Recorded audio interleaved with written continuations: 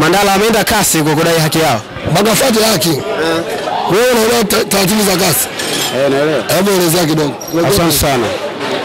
Taratibu za kasi, unapopeleka barua wataifanyia uchunguzi, kisha watakapobaini, kwa sababu ile ni mahakama, bwana, watakapobaini kwamba haki unayo utapewa, lakini wana utaratibu, unapeleka, wanakaa wanafanya uchunguzi.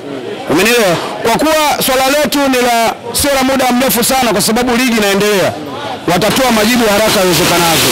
Nataka niwaambie kitu kimoja, kama tutalipeleka jambo, kama viongozi wetu wa Dar es Salaam Africans watalipeleka jambo, itakuwa ni bora zaidi katika ardhi ya Tanzania. Kwa nini? Kwa sababu moja. Kwanza, sababu za kupeleka ni kutafuta haki ya mpira wa Tanzania. Haki ya mpira wa Tanzania. Nataka niwaambie kitu kimoja. Bodi ya ligi wametutengenezea sheria na kanuni na miongozo ili sisi tuzifuate. Tulia kwanza. Usiharibu. Mimi na mmoja. Wewe sasa mimi ndo unakuoje? Tulia nikianza kukuja. Mimi nakuuliza tuendelee. Nakuoje? Mimi ndo na host huyu. Yaani na host. Nimeuliza swali la kwanza. Sheria za taratibu za kafu unazijua? Kaongea ziruka na mrekebisha kidogo. Kasi kwanza hana uwezo kuja kuchunguza ile kesi ipoje. Watachukua ripoti za usalama za hapa, ripoti za bodi ya ligi na za Yanga na za Simba pia. Simba ile kesi ya usiki. Kuna barua yao? Sawa, itachukuliwa barua ya Simba. Lakini kumbuka kesi muhimu. Kesi muhimu, kwa nini bodi ya ligi imeilisha nini? Mchezo. Si ndio? Hapo Simba haimo. Ukae ukijua. Kwa hiyo watachukua rekodi ya bodi ya ligi. Bodi ya ligi kuna ile barua nini ya Simba ambayo ndio imewashawishi kwenda kuchunguza nini mechi. Kama mimi ninavyoenda kushtaki bodi ya ligi, kwa hiyo wao ndio washawishi kasi wachunguze nini mechi. Kwa hiyo bodi ya ligi inachunguza mechi, akagundua kwa kuna vitu havipo kiusalama kwenye nini mpira, akasimamisha nini mchezo. Kwa hiyo watataka kule, atakwambia ni sawa, tunataka tuone ripoti ya bodi ya ligi. Kwa hiyo ataita bodi ya ligi. Nini ripoti ya bodi ya ligi mnayo? Sasa hapa nataka subiri basi, usikize basi. Nataka niwaambie kitu kimoja. Unajua Watanzania sisi ni waelewa. Sawa? Kama wewe sio muelewa, shauri yako. Nataka niwaambie kitu kimoja. Mandala aliyozuia Simba kuingia uwanjani ni nani? Simba ipo iko. Ujibu. Hiyo kesi ndio anaelewa taratibu. Kizinga ndio anaelewa. Kama nimsaidie ajibu swali. Nisaidie anijibie swali Mandala. Yaani kesi anaelewa. Subiri kwanza. Nimekwambia kesi. Nisikilize basi kwanza. Nisikilize kwanza. Mimi si maelezo yangu. Nataka upitie Simba hatasaidika basi, sheria wote tunazijua. Unajua, nisikilize nikwambie. Watu wavamizi wasiojulikana ambao kina nani wametajwa pale. Asante, safi sana. Ili mjue kwamba uwezo wa uelewa wa mashabiki wa Simba ni mdogo na tunahitaji kuwapeleka darasani, ndio hapa. Barua ya klabu ya Simba inasema hivi: mara baada ya kufika pale tumezuiliwa na meneja wa uwanja. Uongo sio kweli? Ndio. Ametuzuia tusiingie uwanjani kwa kuwa taarifa sisi kuja hapa hana. Uongo sio kweli? Hasa meneja wa uwanja ni mtu asiyejulikana. Mandala, swali nzuri. Naulia nyuma. Kumbuka kesi Simba imehusu. Bodi ya ligi wanatoa statement yao, sio Simba na sio Yanga. Wanakwambia baada ya kuchunguza hili tukio wakagundua kuna uvunjifu wa nini? Wa amani. Unaelewa vizuri? Uvunjifu wa amani yao wakiwepo nani? Meneja wa uwanja pamoja na makomando. Kitasnia au kimpira au kisheria za kimpira na komando hawatambuliki. Kwa hiyo kiprotokoli za kazi tunasimama kama watu wasiojulikana. Na asimamisha hivyo. Sisi hapa tunatawala wanasheria. Wewe na nyinyi mnaungana na Mandala kwamba meneja wa uwanja ni mtu ambaye asiyejulikana. Wewe vizuri Kizinga. Jibu swali. Kama hujui. Swali sote haijavuja. Watu wanaanza kusoma Wasafi. Hajasema maneno yao yanasema nini? Hebu nisikize kwanza. Wamesema kwanza, ngoja. Wana bishara ya ligi. Subiri kwanza. Wana bishara na mamlaka kwanza. Nitakupiga bodi ya ligi kipigo cha leo kwa tarehe 8 kipi. Hapo toki. Bodi ya ligi wametoa barua yao. Moja kati ya mambo waliowazungumza bodi ya ligi, wamesema kwamba kwenye ile barua yao, umeelewa, kwamba mtu ambaye ni namba 1 mwenye makosa kwenye ile barua amemtaja Simba. Katika ile barua anasema hivi: Simba alipaswa kutoa taarifa kwa mwenyeji wake kikanuni ili aende akatekelezewe majukumu yake ya kikanuni. Nataka niwaulize nyinyi, ni kweli au sio kweli? Kwa sababu barua ziko mbili ambazo zimetupa sisi mashaka mpaka kwenda kule, lazima ukione chanzo. Chanzo ni nini? Barua ya Simba imegoma kwenda kufanyaje? Kwa kuwa wamezuiliwa kuingia ndani. Tunakwenda kwenye sheria na kanuni. Kwa kuwa wao wamezuiliwa kuingia ndani kufanya mazoezi, kikanuni 1745 inakuruhusu wewe na ni haki yako kuingia kufanya mazoezi kwa muda husika.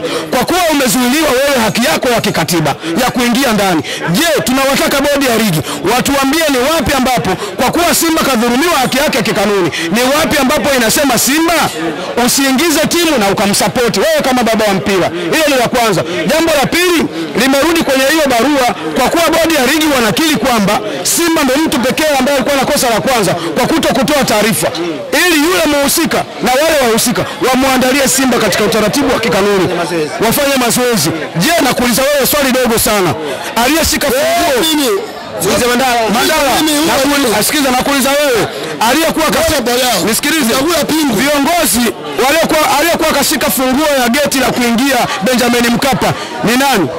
Swali zuri. Kwanza huyu mpaka sasa hivi hajika bodi ya ligi kuna barua imetoka ajui. Hiyo barua wangu kusomee. Kwanza amekanusha Simba kusababisha mechi gairishwe. Uongo, Wasafi wameisoma. Usikilizaje michezo. Sawa. Simba kusababisha mechi fanya nini?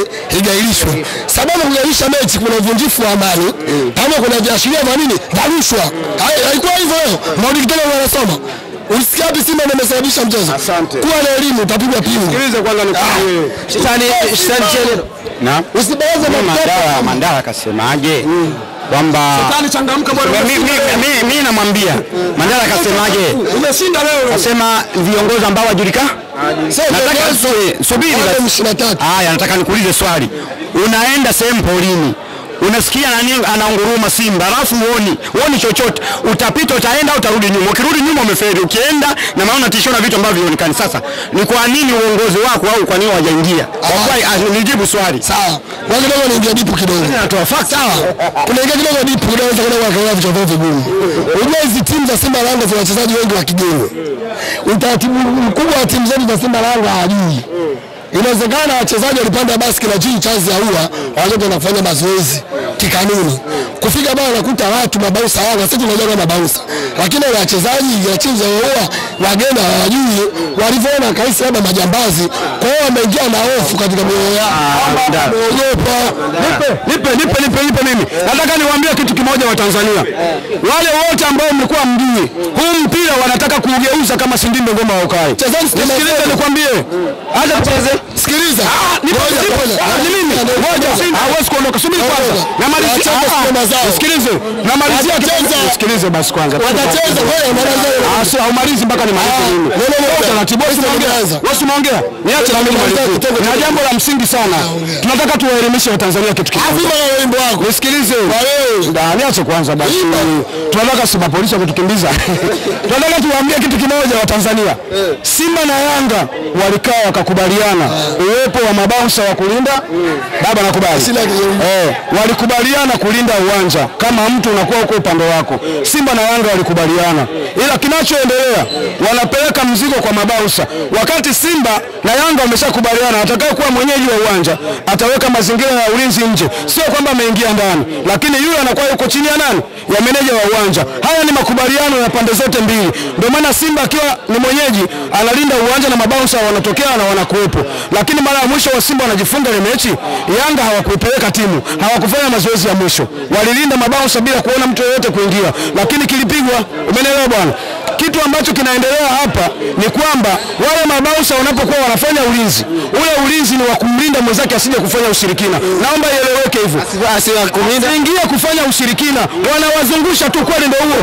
Lakini sababu kubwa inayoendelea hapa wanashindwa kusema ni kulinda watu wasije kufanya ushirikina, na ndio maana unaweza kuona Simba kwenye basi lao kulikuwa kuna mbuzi. Na nikwambia kitu kimoja, miongoni mwa viumbe ambao hawana siri ni mbuzi. Mbuzi yuko mule kwenye basi, lakini anasikika anasema jamani, nini tena? Ondoka bwana. Unamwambiaje? Uwanja toka mfungiwa. Mimi sikiliza kizinga. Mnaingiza moja. Naongea kitu kimoja. Mimi namuuliza swali. Sikiliza kizinga.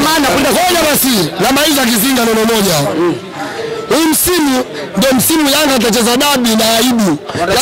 Wataenda uwanjani sura ipo chini. Kasi watakuwa Shabuma.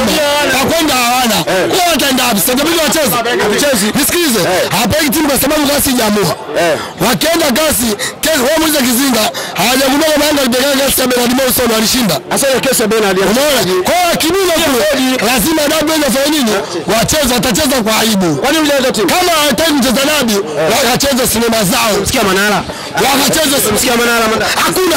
Wakacheza sinema zao. Sikia Manara. Cheza sinema. Cha kwanza mimi ninachohitaji kuambia viongozi na pamoja